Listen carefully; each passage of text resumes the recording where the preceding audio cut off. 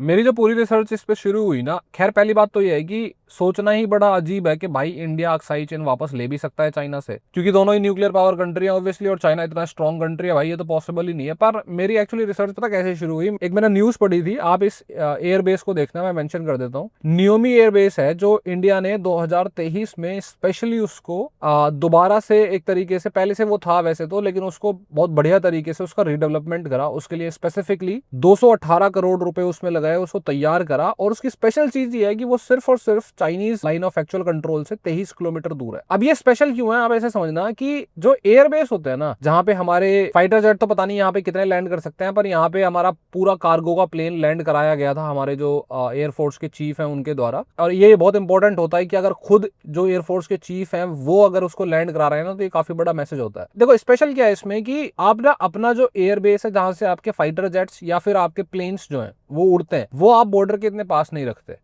क्यों? उसका रीजन होता है कि जब भी कभी मान लो एक हाइपोथेटिकल सिचुएशन है कि जब भी कभी वॉर की सिचुएशन क्रिएट होगी ना, तो सबसे आसान होता है उसको टारगेट बनाना। और अगर आप वहां पे अपना इंफ्रास्ट्रक्चर रख रहे हो, अपने महंगे महंगे जेट्स रख रहे हो, तो भाई उनका टारगेट बनना बड़ा आसान है। अगर आप डिफेंस करना चाहते हो ना, डिफेंड करना चाहते हो, तो आप वहां पे एयरबेस नहीं बनाते। दो ही केसेस में एयरबेस ये काम आता है ज्यादा तगड़े तरीके से, वो होता है एक तो ऑफेंस, दूसरा जो सबसे ज्यादा स्पेशल है, क्योंकि ऑफेंस के केस में भी कहीं ना कहीं टारगेट तो फिर भी बनेगा ना। सबसे ज्यादा इंपॉर्टेंस इसकी आती है ना, वो जल्दी से जल्दी अगर आपको किसी लैंड पे कब्जा करना हो ना, तब ये एयरबेस बहुत ज्यादा काम आता है कि आप कितने पास हो उस लाइन ऑफ एक्चुअल कंट्रोल के। और ये चीज जब मैंने पढ़ी तो मेरे को ऐसा लगा कि यार क्या स्लाइटेस्ट चांस भी है कि हम कभी अक्साई चेन को, अपने अक्साई चेन को वापस लेंगे, क्योंकि अमित शाह जी जो है वो भी कई बार पार्लियामेंट में बोल चुके हैं। तो मैंने थोड़े से डॉट्स खंगालने शुरू करे और मेरे को काफी इंटरेस्टिंग चीजें मिली। इंटरेस्टिंग कैसे? अभी लास्ट के 2 महीने देखोगे ना आप, जून और मई, तो आपको ये रियलाइज होगा कि बहुत सारी इंटरनेशनल ट्रिप हुई है मोदी जी की, मतलब बहुत ज्यादा इंटरनेशनल ट्रिप। मैं आपको पढ़ के बता देता हूँ, पिछले 2 महीने का है ये। 15 से 20 मई के आसपास नेदरलैंड्स, स्वीडन, नॉर्वे, इटली। ये वही है जब वो सीन वायरल हुआ था कि मोदी जी प्रेस कॉन्फ्रेंस क्यों नहीं करते, वो नॉर्वे का था। फिर 13 जून को फ्रांस, स्लोवाकिया, 27 जून को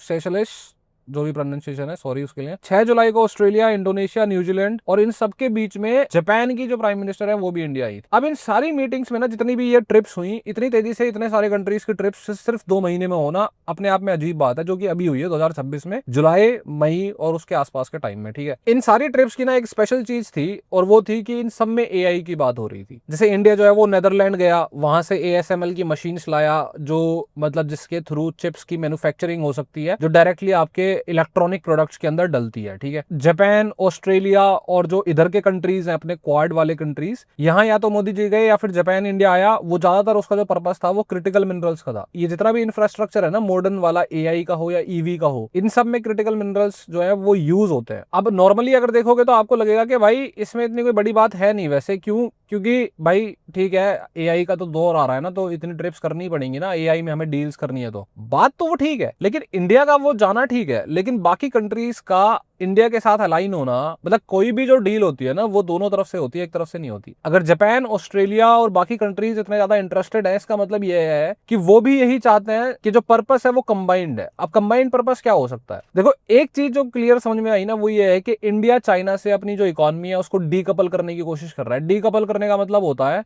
डिपेंडेंट ना होना। मतलब अगर चाइना में कल को कुछ होता भी है ना, तो हमारी इकोनॉमी में बहुत असर नहीं होना चाहिए, और चाइनीज इकोनॉमी से डीकपल करने से चाइनीज इकोनॉमी पे बहुत ज्यादा असर पड़ेगा। अब अगर इंडिया डीकपल कर रहा है, अब डीकपलिंग तो है ना ये कि एएसएमएल मशीन्स लेके आओ, चिप्स बनाओ, खुद की प्रिंट करो, इंजीनियर्स तो हमारे पास हैं ही, डिजाइनर्स भी हैं, और फिर उनसे अपने खुद के प्रोडक्ट्स बना लो, क्योंकि चाइना पे डिपेंडेंसी बढ़िया नहीं है। अब अगर इंडिया डीकपल करने की कोशिश कर रहा है और उसमें जापान, ऑस्ट्रेलिया काफी मतलब आगे बढ़ चढ़ के हिस्सा ले रहे हैं, स्पेशल, और यूरोप भी हिस्सा ले रहा है, काफी सारे कंट्री, ये ट्रिप हुई तो थी ना, अगर वो सारे भी हिस्सा ले रहे हैं तो उसका मतलब ये है कि वो भी डीकपल करने की कोशिश कर रहे हैं। और अगर वो भी डीकपल करने की कोशिश कर रहे हैं तो वो डीकपल तभी करेंगे जब, मतलब इतने सारे कंट्रीज, जब यूएस चाहता है कि सारे डीकपल करें। पर यूएस चाहता क्यों है, ये बड़ी सरप्राइजिंग चीज है। आप सुनना, आप काफी शौक हो जाओगे, मतलब शौक तो नहीं, आपको इंटरेस्ट आएगा काफी। और उसमें ना इंडिया बहुत मेजर रोल प्ले कर रहा है, क्योंकि किसी भी बिजनेस में डीकपलिंग तभी हो सकती है जब चाइनीज बिजनेस जो डिपेंडेंट है ना, सारे इंडिया, मतलब सारी कंपनीज जो चाइनीज मैन्युफैक्चरिंग पे डिपेंडेंट है, वो हटनी चाहिए। और उसमें इंडिया रोल इसलिए प्ले कर रहा है क्योंकि इंडिया वो मैन्युफैक्चरिंग को हटाने में सबसे बड़ा रोल प्ले करेगा। क्योंकि भाई किसी भी बिजनेस के लिए ना, मतलब बिजनेस या फिर बड़ी कंपनीज को चलाने के लिए ना, बहुत ज्यादा मैटर करता है जो लोगों को पता नहीं होता, और मैं बड़ा अच्छा फील नहीं करता कि पब्लिक को पता नहीं होता। सबसे ज्यादा मैटर करता है सप्लाई चेन, लॉजिस्टिक्स, स्ट्रेटेजीज वगैरह, और चीप लेबर, ये सारी चीजें, और नेचुरल रिसोर्सेज। ठीक है, बहुत लोग ऐसे बिजनेस को ट्रीट करते हैं या स्टार्ट करते हैं कि भाई गुड प्रोडक्ट की बात है, बस गुड प्रोडक्ट की बात नहीं होती, बाकी सारी चीजें ज्यादा मैटर करती हैं। मतलब कोको कोला आप देखोगे तो सो फार आप उसकी बायोलॉजिकल वैल्यू देखोगे तो आपको दिखेगा कि नहीं यार ऐसा कुछ है नहीं, स्ट्रेटेजीज मैटर करती हैं और बाकी फैक्टर्स मैटर करते हैं। इंडिया में आज भी होता है, अच्छे खासे बिजनेसमैन है जो आज भी रजिस्टर में अपने नोट्स बना रहे हैं, अपने ब्रेन का सबसे इंपॉर्टेंट हिस्सा वेस्ट कर रहे हैं। आज के टाइम पे सक्सेसफुल बिजनेस चलते हैं डिजिटल स्क्रीन पे, एक ही जगह पे आपकी इनवॉइसिंग फैसिलिटी, उसी जगह पे आपकी प्रोडक्ट लिस्ट, मार्केटिंग भी वहीं, एचआर भी वहीं, सब कुछ। अच्छे अच्छे बिजनेस बंद हो जाते हैं जो ये सोचते हैं कि भाई अच्छे प्रोडक्ट के बेसिस पे हम बिजनेस चला लेंगे।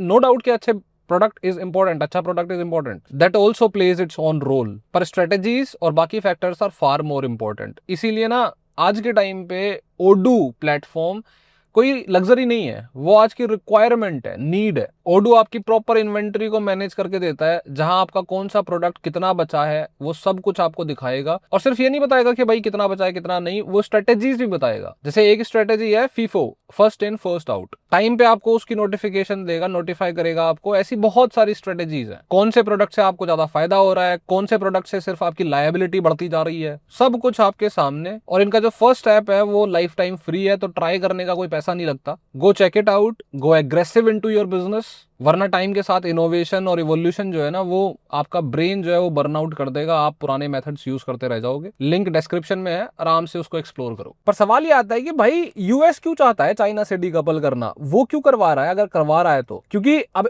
नॉर्मल आंसर तो ये भी हो सकता है कि भाई चाइना इतना स्ट्रांग होता जा रहा है तो यूएस का कंपटीशन है, पर वो नहीं है एक्चुअली आंसर, क्योंकि यूएस कभी चाइना से इतना कभी डरता ही नहीं था। उसका रीजन ये है कि चाइना जो भी है, मोस्टली चाइना के जो लोग होते हैं वो यूएस की टेक्नोलॉजीज को कॉपी करते हैं, फिर उससे प्रोडक्ट्स क्रिएट करते हैं जो हमेशा यूएस के प्रोडक्ट्स के थोड़ा नीचे ही रह जाता है। मतलब क्वालिटी प्रोडक्ट यूएस ही क्रिएट करता है, तो यूएस को इतनी प्रॉब्लम कभी हुई नहीं। और उल्टा यूएस की जो कंपनीज हैं वो चाइनीज मैन्युफैक्चरिंग का इस्तेमाल करते हैं ताकि उनकी कंपनीज भी अच्छा परफॉर्म कर सके। पर फिर ये डीकपलिंग का सीन शुरू कैसे हुआ? ये एक्चुअली शुरू हुआ था 2021 में, जुलाई 2021 में एक ऐसा इंसिडेंट हुआ जो अजीब बात यह है कि मीडिया में वो ब्रेकिंग न्यूज टाइप नहीं बना, सिर्फ मसाला न्यूज चाहती है पब्लिक, पता नहीं क्यों। वो बहुत बड़ा इंसिडेंट था। बात यह थी कि 2021 में चाइना ने एक रॉकेट छोड़ा ऊपर। ठीक है, रॉकेट आजकल बड़े बड़े कंट्रीज, मेजर कंट्रीज बहुत सारे छोड़ते हैं, सैटेलाइट्स छोड़ते हैं ऊपर, तो वो एक तरीके से मिशन होता है, मिशन भी नहीं कह सकते, आजकल तो प्राइवेट कंपनीज भी बहुत सारा करती हैं, तो वो एक प्रोजेक्ट है कि भाई सैटेलाइट ऊपर छोड़ दो, किसी काम वो सैटेलाइट आएगा इस पर्पस से। ठीक है, तो चाइना ने एक ऐसी नॉर्मल एक रॉकेट छोड़ा, जुलाई के 2021 साल की बात है। नॉर्मल काम रॉकेट का ये होता है कि वो ऊपर जाएगा, जो उसका पेलोड है, सैटेलाइट है, उसको वहां छोड़ेगा और वापस आ जाएगा, as simple as that. Rocket जो है वो वापस आ जाएगा, धरती पे गिर जाएगा। इलॉन मस्क की वो वीडियो देखी होंगी ना, जहां वो रॉकेट को कैच कर रहा है, तो वो वीडियो इसलिए वायरल ज्यादा होती थी या इंपॉर्टेंट वो इसलिए है क्योंकि वो रॉकेट को कैच कर रहा है। नॉर्मली क्या होता है, रॉकेट कहीं भी गिर जाता है, कैच करने में बहुत पैसा खर्च होगा, बहुत मेथोडोलॉजी और टेक्नोलॉजी का इस्तेमाल होगा, लेकिन रॉकेट बच जाएगा अपना, वरना वेस्ट हो जाता है। तो इसीलिए वो इतना इंपॉर्टेंट था वो जो इवेंट था। पर मेन चीज ये है कि रॉकेट वापस आता है ना, पर वो जो उन्होंने सैटेलाइट छोड़ा ना, उसमें रॉकेट वापस नहीं आया। अब यूएस इंटेलिजेंस जो है वो काफी टाइम तक सोचती रही कि भाई चल क्या रहा है यार, रॉकेट वापस क्यों नहीं आया। और फिर उनको रियलाइज हुआ कि वो एक्चुअली कोई सैटेलाइट या नॉर्मल कॉमर्शियल मिशन था ही नहीं, वो था फ्रैक्शनल ऑर्बिटल बोम्बार्डमेंट सिस्टम। इसकी टेक्निकल लैंग्वेज पे मत जाओ, इसका लिटरल मीनिंग ये है कि आसमान से आग बरसेगी। मतलब ये है कि वो एक वेपन है जो स्पेस की,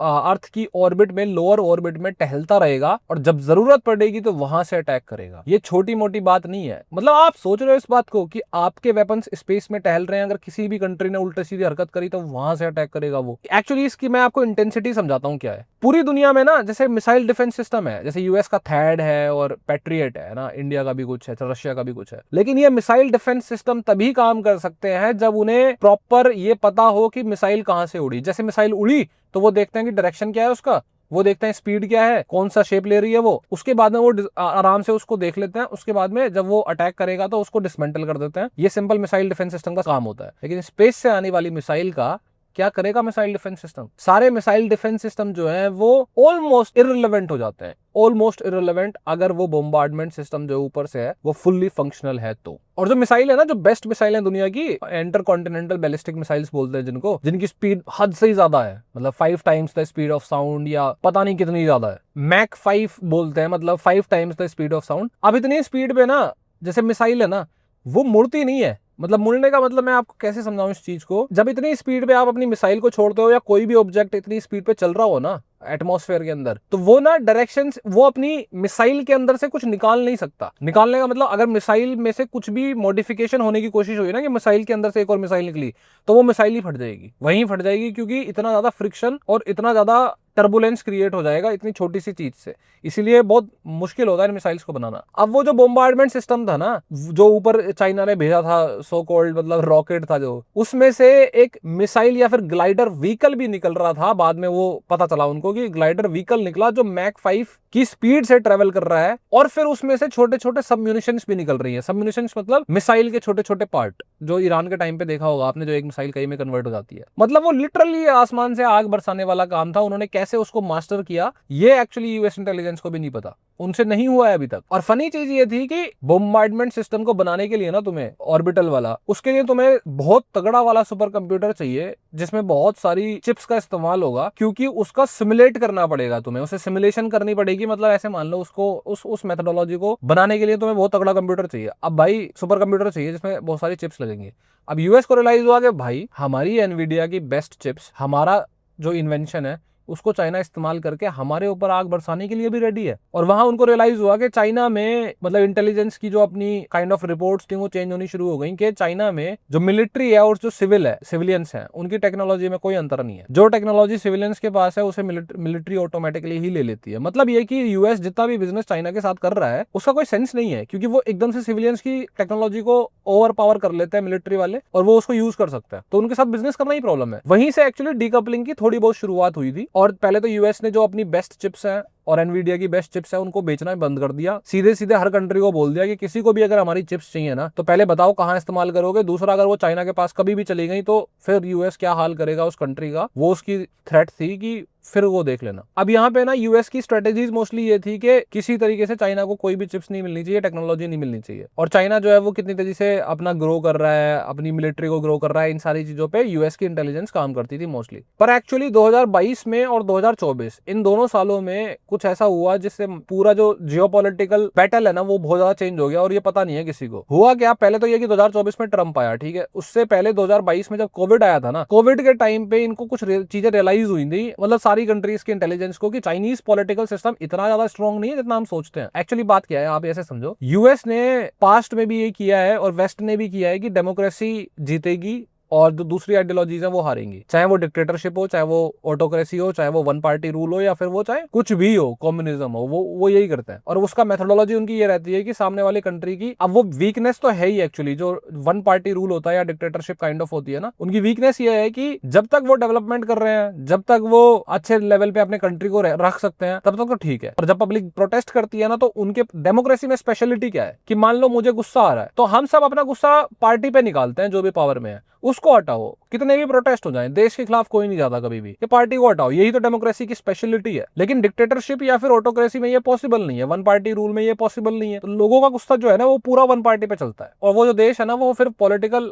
अनस्टेबिलिटी से कब एकदम से सिविल वॉर में कन्वर्ट हो जाए पता भी नहीं चलता। आप देख लो जितने भी ऐसे कंट्री है ना जिनमें डिक्टेटरशिप ठीक से चल रही है या फिर वन पार्टी या वन किंग रूल ठीक से चल रहा है, वो अल्ट्रा रिच है। अगर वो रिच नहीं हुए ना तो फिर वो कंट्री सर्वाइव नहीं कर पाएगा अगर उसमें डेमोक्रेसी नहीं है। तो चाहे कोई सा भी कंट्री उठा लेना आप, यूएई, सऊदी अरेबिया या फिर कोई भी कंट्री, चाइना भी उसी कई काइंड ऑफ आइडियोलॉजी पे काम कर रहा है। तो पहले तो ये कि कोविड के टाइम पे वहां बहुत केओस हुआ जो यूएस को साफ साफ दिखा, और केओस हुआ भी। एक्चुअली बहुत कम लोगों को ये बात पता है कि चाइना में जब वो कोविड का टाइम आया था ना, तो जी जिनपिंग का एक प्रॉपर ऑर्डर था कि 0 कोविड केस होने चाहिए आपके एरिया में, जो भी वहां के लोकल पर्टिकुलर हर विलेज के या हर डिस्ट्रिक्ट के लोग थे। अब उन्होंने 0 केस करने के चक्कर में ना ऐसी ऐसी चीजें करी जो वहां की जनता है ना चाइना की, उनके जो लॉजिकल ब्रेन होता है ना एक बेसिक ह्यूमन का, वो फेल होने लग गया। बेसिक लॉजिक, जैसे एक जगह क्या हुआ था कि कहीं आग लग गई, अब कोविड का टाइम चल रहा था तो उन्होंने लॉक कर रखा था सबको। तो जो वो है ना फायर पुलिस, वो पहुंच गई लेकिन कुछ करा नहीं गया क्योंकि बैरिकेड्स लगे हुए थे और बैरिकेड को वो छू नहीं रहे थे, क्योंकि बैरिकेड को छूना ही बहुत बड़ा क्राइम हो जाएगा। और वो लोग जो बिल्डिंग के अंदर थे वो बेचारे जल जल के मर गए और किसी ने बचाया नहीं, वो बैरिकेड्स को हटाने की कोशिश नहीं करी कई घंटों तक। ऐसे ही एक लेडी थी, वो प्रेग्नेंट थी, उसकी कोई हेल्प नहीं करी किसी डॉक्टर ने या फिर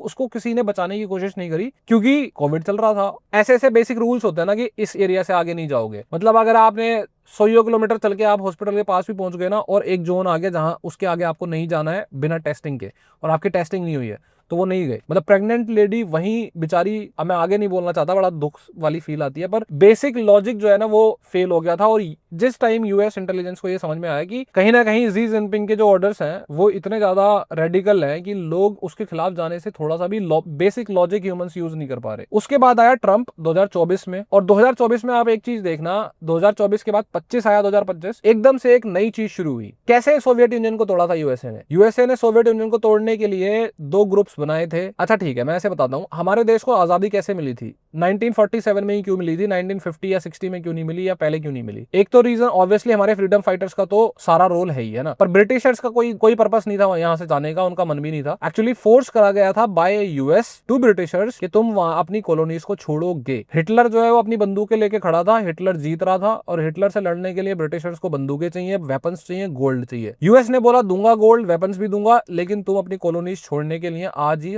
सिग्नेचर्स करो। ब्रिटिश एम्पायर ने बोला कि भाई, ब्रिटिश और यूरोपियन एम्पायर्स ने बोला कि हम छोड़ तो देंगे, लेकिन हम उनके रॉ मटेरियल्स का इस्तेमाल करते हैं, हमें उन पर राज करने में कोई इंटरेस्ट नहीं है। वहां से फिर यूएस और ब्रिटिश एम्पायर के दो लोगों ने मिलकर बातचीत करी कि ठीक है भाई, रॉ मटेरियल का तो आपका जुगाड़ कर देंगे हम, बाकी जो है तुम पर कॉलोनीज छोड़नी पड़ेंगे। क्यों यूएस क्यों चाहता था ये? क्योंकि वो अपने फिनिश्ड गुड्स, मतलब अपने जो कंपनीज के बनाए हुए प्रोडक्ट्स हैं, और दूसरा उसने ऑयल की डिस्कवरी कर ली थी, जो ऑयल है अपना क्रूड ऑयल, उनको उसे बेचना था पूरी दुनिया को। और उसे बेचने के लिए आप एम्पायर से डील नहीं कर सकते, फ्री वर्ल्ड होना चाहिए, जो आज हम फ्री वर्ल्ड देखते हैं, वो इसलिए कराया गया था। अब रॉ मटेरियल की बात जो ब्रिटिश एम्पायर की थी या फिर बाकी एम्पायर्स की थी कि हम रॉ मटेरियल इस्तेमाल करते हैं, जो raw material may be US भी यूज करता होगा अपने फिनिश्ड प्रोडक्ट्स बनाने के लिए, उसके लिए एक तैयारी करी गई, दो ऑर्गेनाइजेशन बनाई गई, और ये रूल बनाया गया कि भाई ये दो ऑर्गेनाइजेशन जो है वो डेवलपिंग कंट्रीज को जिनके ऊपर कॉलोनीज थी उनको पैसा देंगी है, लेकिन वो पैसा जो है वो एक्सक्लूसिवली यूज करा जाएगा पोर्ट बनाने के लिए, रेलवे बनाने के लिए और माइनिंग करने के लिए। इसीलिए आप पैसा दोगे, लोन दोगे। अब ऑब्वियस सी बात है कि जब आप लोन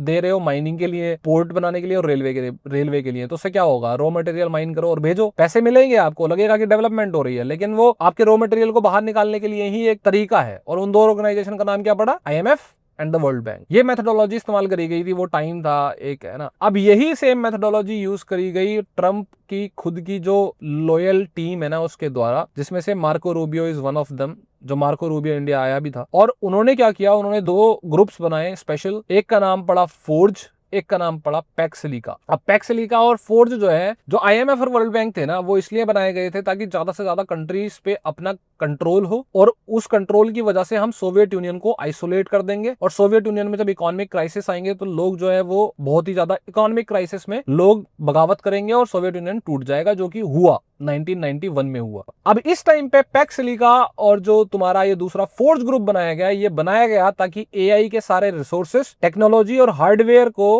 ऐसे घुमाया जाए कि वो सारे कंट्रीज इस्तेमाल कर पाए जो यूएस और वेस्ट के साथ अलाइन करते हैं, लेकिन चाइना के पास नहीं जाना चाहिए, मतलब चाइना को आइसोलेट करने के लिए। और समवेयर अराउंड द, मतलब अगर देखा जाए तो there is a slightest chance के US intelligence might be thinking about doing the same जो उन्होंने सोवियत यूनियन के साथ किया था। आपको याद है न्यू दिल्ली में जब मोदी जी ने सैम ऑल्टमैन का हाथ हवा में उठा दिया था, वो क्या था, आपको क्या लगता है वो क्या था? वो इंडिया पैक्सिलिका में ही तो शामिल हुआ था। इंडिया ने वो बहुत अच्छी अपनी पोजीशन को निगोशिएट करने की कोशिश करी कि भाई हम पैक्सिलिका में आएंगे, लेकिन इस बार ना हम वो नहीं है जो तुमने IMF और वर्ल्ड बैंक बनाए थे, और हम जो है वो सेवक थे और यूएस और यूरोप जो है वो मालिक थे। अब हम जो है वो नंबर 2 के दावेदार हैं। हम यूएस के ऊपर नहीं जाना चाहते, लेकिन हम नंबर 2 छोड़ना नहीं चाहते। क्यों? क्योंकि भाई इंडिया के पास क्या है, डिजाइनर्स हैं, इंजीनियर्स हैं, इंडिया के पास डेटा है भाई, 1.4 बिलियन पीपल का डेटा है। और इंडिया ने एक और चीज वहां पे बताई कि भाई हम नेचुरल रिसोर्सेज जो क्रिटिकल मिनरल्स है उनके लिए कोशिश करेंगे पूरी जितनी हो सकती है कि उनको हम ग्रैब कर सकें। एक तो रीजन उसका ये है कि हमारे अफ्रीका के साथ रिलेशन बहुत बढ़िया है, अफगानिस्तान के साथ रिलेशन बहुत बढ़िया है, पाकिस्तान और चाइना के छोड़ के सबके साथ हमारे रिलेशन बहुत बढ़िया है, तो हम कहीं भी जाके बिजनेस कर सकते हैं नेचुरल रिसोर्सेज के लिए। ऊपर से हमारे खुद के पास भी क्रिटिकल मिनरल्स के बहुत अच्छे खासे रिजर्व्स हैं। यही रीजन है कि लद्दाख को इंडिया बिल्कुल भी कॉम्प्रोमाइज नहीं कर सकता, उसे 6th शेड्यूल में नहीं डाल सकता। वहां पे लिथियम के बहुत अच्छे रिजर्व्स हैं, और बाकी पार्ट ऑफ इंडिया में हमारे क्रिटिकल मिनरल्स के अच्छे खासे रिजर्व्स हैं। तो इंडिया ने एक पोजीशन निगोशिएट करी कि हमें टेक्नोलॉजी चाहिए, इसीलिए यूएस और इंडिया के बीच में एक एग्रीमेंट साइन हुआ जो डायरेक्टली अजीत डोवल और उनके NSA के बीच में है। मतलब उसमें कैबिनेट मिनिस्टर्स की मीटिंग नहीं होगी, सिर्फ NSA की मीटिंग होगी। उसका नाम पड़ा ट्रस्ट। और उसका पर्पस क्या है, इंडिया ने नेगोशिएट किया, वो नेगोशिएट ये कि हम पैक्सिलिका में आएंगे, हम तुम्हारे साथ भी आएंगे, लेकिन हमें क्या मिलेगा? उस ट्रस्ट के थ्रू आज के टाइम पे इंडिया, जो यूएस कभी अपनी जो स्पेस टेक्नोलॉजी है ना, आज के टाइम पे क्या हुआ है कि पहले क्या होती थी, नेवी और फुट आर्मी और एयर स्पेस, ठीक है, मतलब एयर फोर्स, अब स्पेस फोर्स भी हो चुकी है, क्योंकि मिसाइल्स जो है वो स्पेस में जाती है। अभी बोम्बार्डमेंट सिस्टम बताया तो मैंने आपको, यूएस ने आज तक अपनी स्पेस टेक्नोलॉजी जो है ना, स्पेस फोर्स टेक्नोलॉजी, उसको कभी शेयर नहीं किया। ट्रस्ट में वो इंडिया के साथ शेयर करता है, और इंडिया जो है वो यूएसए के बड़े बड़े वेपन्स को बना रहा है आज के टाइम में, उस टेक्नोलॉजी का इस्तेमाल करके। एक तो सीख रहा है, दूसरा मैन्युफैक्चरिंग करेंगे तो पैसे तो कमाएंगे ना। साथ में इंडिया ने नेगोशिएट ये भी करा कि भाई हमें मशीन चाहिए, नेदरलैंड से बात करो, मशीन देगा, और हमें जापान और ऑस्ट्रेलिया से बोलो कि हमारे यहाँ इन्वेस्टमेंट करेगा। जो क्रिटिकल मिनरल्स का जितना भी प्रोजेक्ट चल रहा है ना, उसमें बाहर के लोग ज्यादा पैसे दे रहे हैं, जापान और ऑस्ट्रेलिया वाले इंडिया से प्रोबेबली शायद ज्यादा पैसे दे रहे होंगे, ताकि हम वो सब कर सकें जो ये पैक्स सिलिका और जो ग्रुप बनाए गए हैं, इसमें हम नंबर 2 पोजीशन होल्ड कर सकें, या फिर एटलीस्ट हमारा विजन तो है कि हम नंबर 2 होल्ड कर सकें। हालांकि कंपटीशन में जापान, ऑस्ट्रेलिया, यूएई ये हैं पैसे वाले कंट्रीज, पर मेन चीज पता है क्या है? अगर 1% भी इंटेलिजेंस का, जो यूएस इंटेलिजेंस या वेस्टर्न इंटेलिजेंस का पर्पस जो है, मैं तो नहीं मान सकता कि भाई उनका फाइनल पर्पस ये नहीं है कि चाइना को तोड़ा जा सके या फिर वहां पे जो पॉलिटिकल केओस है वो क्रिएट करी जा सके। मैं पर्सनली नहीं मानता, बस ऑफिशियली तो कभी आप ये चीज कभी भी कोई भी एक्सेप्ट नहीं करेगा। पर अगर 1% ऐसी सिचुएशन क्रिएट होती है, या फिर ऐसी सिचुएशन क्रिएट होने की कंडीशंस क्रिएट होती हैं, चाइना जो है वो ओवर रिएक्ट करता है कुछ भी, क्योंकि इंडिया बहुत बड़ा रोल प्ले कर रहा है ना, तो आपको अपनी बॉर्डर की आर्मी 100% रेडी चाहिए। इसीलिए ग्रेट निकोबार प्रोजेक्ट लॉन्च करा गया, जिसमें अंडमान और निकोबार पे हम बहुत तेजी से अपनी जो वहां पे आर्मी है या फिर अपने जो एयर बेस है, नेवी है, उसको बहुत तेजी से डेवलप कर रहे हैं। दूसरा, लद्दाख में भी हम अपनी तेजी से डेवलपमेंट करने की कोशिश कर रहे हैं, क्योंकि अगर एक भी मोमेंट मिला ना, स्लाइटेस्ट चांस आपको मिला पॉलिटिकल केओस का, अगर चाइना में 1% भी पॉलिटिकल केओस होती है जिनपिंग की वजह से या किसी के डिसीजंस की वजह से, तो बहुत हाई चांसेस हैं कि पीपल्स लिबरेशन आर्मी जो है ना, पीएलए, जो चाइनीज पीएलए है, वो एक्चुअली कंट्री की आर्मी नहीं है, वो सीसीपी जो उनकी पार्टी है ना, उस पार्टी की प्राइवेट आर्मी है वो। तो अगर ऐसा कुछ भी केओस क्रिएट होता है तो बहुत हाई चांसेस है कि आर्मी को बुलाया जाएगा मेनलैंड चाइना में, और अगर ऐसा होता है तो आपके पास वो एक स्लाइटेस्ट पॉसिबिलिटी आएगी कि आप वो वापस ले सको जो आपने खोया, जो अक्साई चीन हमारा था वो आप वापस ले सको। और उसके लिए आपको तैयार रहना पड़ेगा और बिल्कुल फॉरवर्ड पोजीशन पे होना पड़ेगा। सिर्फ सेकंड्स और मिनट्स का खेल होगा, या फिर मे बी डेज का, पर बहुत ही ज्यादा क्रिटिकल होगा। इसीलिए इतनी तेजी से चीजें जो है, जियोपॉलिटिकल गेम्स जो है, इतनी सारी मीटिंग्स मोदी जी की और इतना सारा कुछ हो रहा है। वो जो नियोमी एयरबेस है, अब हो सकता है कि देखो मेरा काम क्या है आज के टाइम में, जर्नलिज्म क्या होता है, जर्नलिज्म नहीं, what should I call it, analysis क्या होता है यार। पहले वो टाइम था कि भाई टीवी थे नहीं लोगों के घर में, है ना, सोशल मीडिया था नहीं, है ना, अगर इंदिरा गांधी भी कुछ बोल रही हैं तो भाई वो रेडियो से बताना पड़ेगा या फिर जर्नलिस्ट को न्यूज़पेपर में छापना पड़ेगा। उस टाइम का टाइम ये था कि न्यूज़ जो है वो है जो गवर्नमेंट बता रही है वो लोगों को बता दो। आज के टाइम में न्यूज़ वो नहीं है। आज के टाइम में गवर्नमेंट कुछ भी नहीं बताती, आपको डॉट्स कनेक्ट करने पड़ते हैं, वहां से स्पेकुलेशन करनी पड़ती है और फिर आपको पता चलता है कि ये है कि नहीं है। जो मैं आपको बता रहा हूँ, वेरी हाई प्रोबेबिलिटी कि दिस इज हैपनिंग एक्चुअली, क्योंकि इतने सारे फैक्ट्स कोइंसिडेंस नहीं हो सकते। पर इसका मतलब ये नहीं है कि तुम मुझसे बोलो कि भाई मैंने तो चैट जीपीटी पे डाला था, उसने तो मना कर दिया। ऑब्वियसली वो मना करेगा भाई। No government is gonna accept what is happening in geopolitical chess game. बाकी जाने से पहले ओडू का जो लिंक है ना डिस्क्रिप्शन में, उसको एक्सप्लोर करना मत भूलना।